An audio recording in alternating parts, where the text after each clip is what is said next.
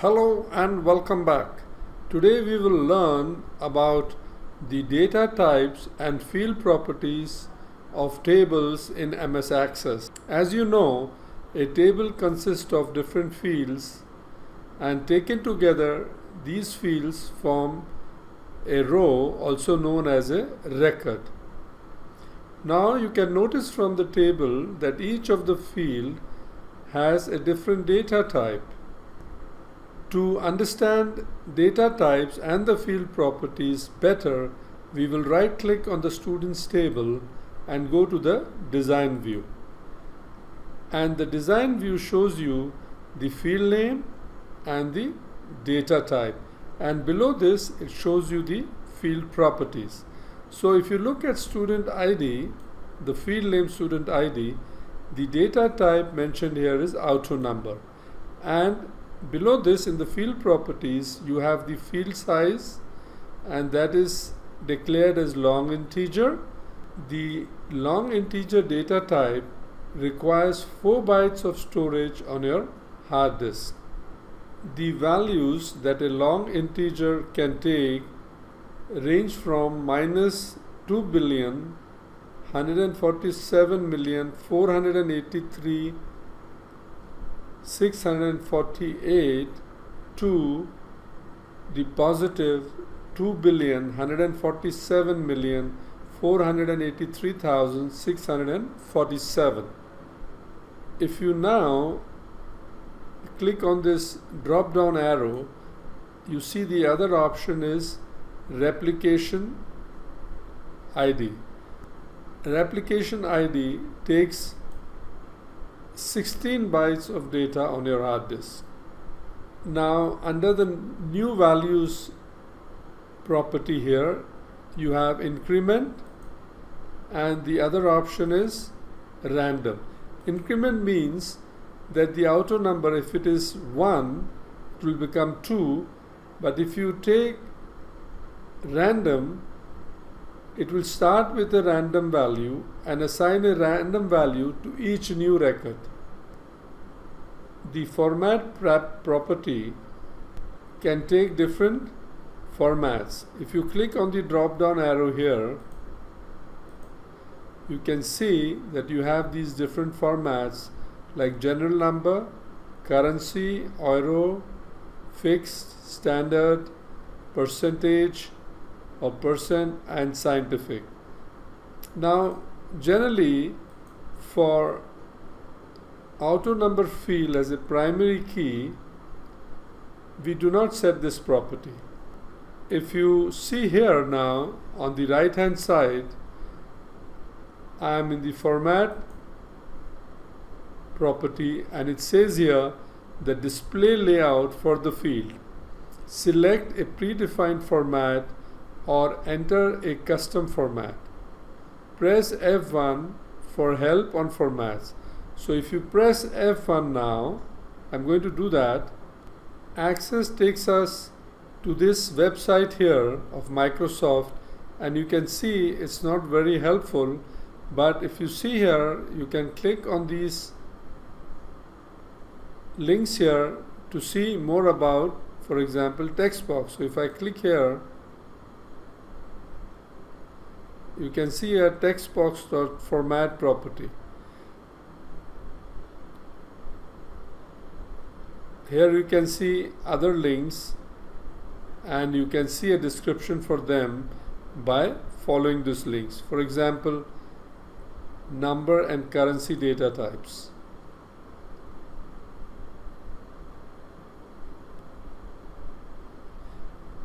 In this manner, you can learn a lot about this format property. I'm going to close this now. The caption property is described here, the label for the field when used on a view. If you don't enter a caption, the field name is used as the label. So you can again press F1 for help. So in this area, if you see here, the caption will be student ID, but if you want to change it, you could change it, for example, to student ID. So when you open your table, it will show a space between the student and the ID. I'm going to close this and save this just to show you what has happened to the caption. So I'll double click on students, and there you can see there is a space between student and the ID. And if you notice here, our auto number is incremented by 1 every time we write a new record. So I'll close this, or we can right click and go back to the design view. We are back to auto number, and the next property is index. Yes and no duplicates. That means we do not want our auto number to be duplicate. We want it to be unique because it's a primary key. So I'll just click here and we can see the other options like yes duplicates, okay, and no. That means it's not indexed. Now you must be wondering how indexation helps us. So you can see the description here. An index speeds up searches and sorting on the field, but may slow updates. Selecting yes, no duplicates, prohibits duplicate values in the field. You can again press F1 for more help. But to explain to you what indexation does, let me give you an example. See, when you have a book and you're reading a book and you wish to look up something in your book, instead of going page by page, you go to the end of the book where you have an index. So let us say if you're looking for sorting, you just go to that word sorting, and sorting will be written there, comma, and a page number. So you can quickly and easily reach that page number and read about sorting. So index works like that, just like in your book. That means it speeds up our searches and our work. In the text align, here we have general, but if you click on the drop down, you can align your text left, center, right, distribute. So it says alignment of text in control. Let us just close this now and double click on students table, and you can see how the alignment is here. It's left. So you can change this alignment if you like. Okay, we'll right click and go to the design view, and we will have a look at the salutation field name and its data type. So the data type in this case is short text. And here we have something new. It's called the field size. So the maximum number of characters you can enter in the field. The largest maximum you can set is 255. So you can press F1 for help on field size.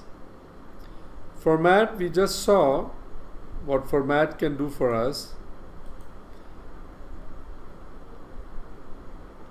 Input mask is the way you would like to a pattern for all data to be entered in this field.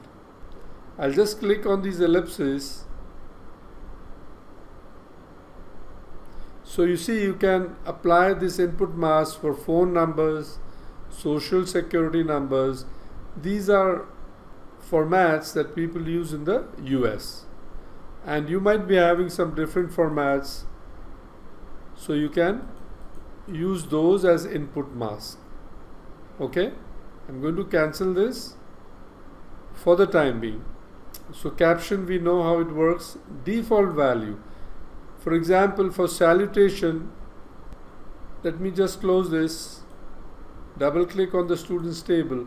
So in salutation, you see we can input different types of salutations from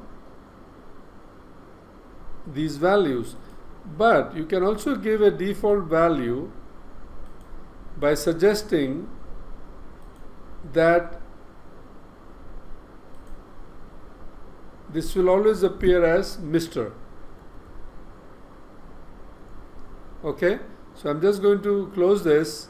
Excel will ask me to save it, so I will say yes. Now if I double click on the students table, you see when you are entering a new value, you are already offered Mr. That means it's already put there as a default value. Now if it is not Mr. and it's something else, then you can select the appropriate item. Okay, that is how default value works. So let's go back to our design view, and we were at the salutation area, and you see how Access has entered this value here. What is a validation rule? An expression that limits the values that can be entered in the field. So you can say that do not enter more than 5 characters, something like that. So if it doesn't follow that rule, you will get an error message that appears when you enter a value prohibited by the validation rule. So required, you know what this means. Required means if the user doesn't enter a salutation, Access will remind the user if you select yes. But if it is no, then whether you enter or not, Access will ignore that. Allow zero length, yes. Allow zero length string in the field. That means it can be blank. Indexed, yes or no. Generally we index our primary key, but you can read the description here. An index speeds up searches, what we read last time for the auto number, and sorting on the field, but may slow updates. And something more, you can read about it here. Unicode compression. Allow Unicode compression for this field. If you say yes, then the data that is occupied on your hard disk will be less than if you had selected no. IME mode, no control. IME stands for Input Method Editor Mode, and it is used mainly for processing East Asian languages. Same here for IME Sentence Mode, where you will use the input method editor to process East Asian languages sentences. Text align, we did that earlier. And you can see that most of the time the data type is short text, but in the date of birth we have here date and time. And you can see that I have changed the field name caption. Instead of being together, it actually has spaces in between so that it becomes more readable. Now for the format, if you click here, you can have these different formats for the date and time. Please remember, these different formats occupy different spaces on your hard disk. You need not learn by heart how many bytes, because you can always look such values up from the internet or from your notepad. Let us have a look at the photograph field name, and you see we have attachment. The data type determines the kind of values that users can store in the field. Attachment are things like photographs. You can attach a file if you like. We need not change the caption here. Required, we have said no. If you say yes, then Access will force you to place an attachment. Now I'll close the students table and open the payments table, and you can see that this has another data type. So I'll right click on the payments table and click on the design view, and if you see here in the payment amount, I have a data type called number, and this also takes different properties. The important thing to note is that I can click here on the format general number and select also a currency if I like. But I have taken a number. Although the short text or the text field can also take a number, but we cannot perform calculations with those numbers. But when we take a purely number data type, then we can perform calculations as you have seen in our queries. And below you can see the field properties which we have discussed earlier. The other data types that you could take are, for example, Boolean data type, yes and no. If you wanted to place large amounts of text, you could take the memo data type. So let me just click here and write some item here, some field name. For example, I could write here payment, and if I go on the right of this field name, you see the different types of data types that I can select. So large number would take a very large number. It goes into trillions. You have the currency where you can have dollars, euros, rupees and so on. Auto number we know, yes and no you can say for something. Ole object is again if you wish to place some photograph or attach a file, but the preferred data type today is attachment. Hyperlink is if you have an email address or a website, so you can use the hyperlink data type. Calculated field, you know, we can have a calculation like the balance due from the student. Lookup wizard you saw in the courses table. So let me just double click on this and we'll right click and go to design view, and the course name was short text here, but let's go to the field properties and lookup value, and you see here I had typed, for example, these different lookup values. Do you remember that? I'll close these tables now and I won't save this table. I'll double click on form students, and here I'll show you when I click on the course name, then I have this drop down values. This comes from the lookup values from the courses.